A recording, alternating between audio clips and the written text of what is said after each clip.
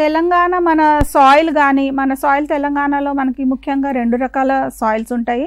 నల్లరేగడి భూమి ఏదైతే దానికి తేమను నిల్వ ఉంచుకునే భూములు, తర్వాత రెండోది ఎరుపు నేలలు. ఈ నల్లరేగడి భూములు ఏంటంటే ఖరీఫ్లో ఏదైనా క్రాప్ వేసి ఉంటే రబీలో మనము ఆ ఉన్న మాయిశ్చర్తో ఆ ఉన్న తేమతో కుసుమ వేసుకోవచ్చు. అదే మనం ఎరుపు నేలలు ఉన్నాయంటే ఖచ్చితంగా మనకి నీటి వసతి ఉండాలి, నీటి ఇరిగేషన్ ఉండాలి. మనం రబీలో వేస్తాము, రబీలో వేయడానికి యాసంగిలో వేస్తాం కాబట్టి మనకి వర్షాలు తక్కువ ఉంటాయి కాబట్టి ఖచ్చితంగా మనకి నీటి సౌకర్యం ఉండే భూములు ఎంచుకోవాలి. తర్వాత ఈ భూముల్లో కూడా ఏంటంటే మనము కొద్దిపాటి క్షారత్వం ఉన్న భూములు కూడా కుసుమకి అనుకూలమే. ఎందుకంటే కుసుమ క్షారత్వాన్ని కొంతవరకు తట్టుకుంటుంది. అదే కుసుమ ఆమ్లం ఉన్న భూములు మాత్రం వేసుకోకూడదు. ఎందుకంటే ఆమ్లత్వం ఉన్న భూముల్లో ఏంటంటే మనకి ఫుజేరియం ఎండు తెగులు అన్నది ఎక్కువ ఉధృతి అయ్యే అవకాశం ఉంటుంది.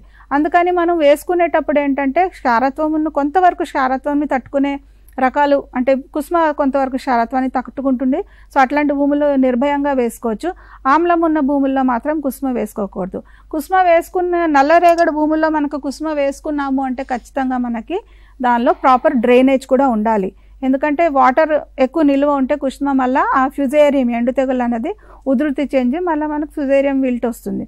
సో బ్లాక్ సాయిల్లో ఉంటే ఖచ్చితంగా డ్రైనేజ్ ఫెసిలిటీ, నీరు పారుదల ఫెసిలిటీ కంపల్సరీ ఉండాలి.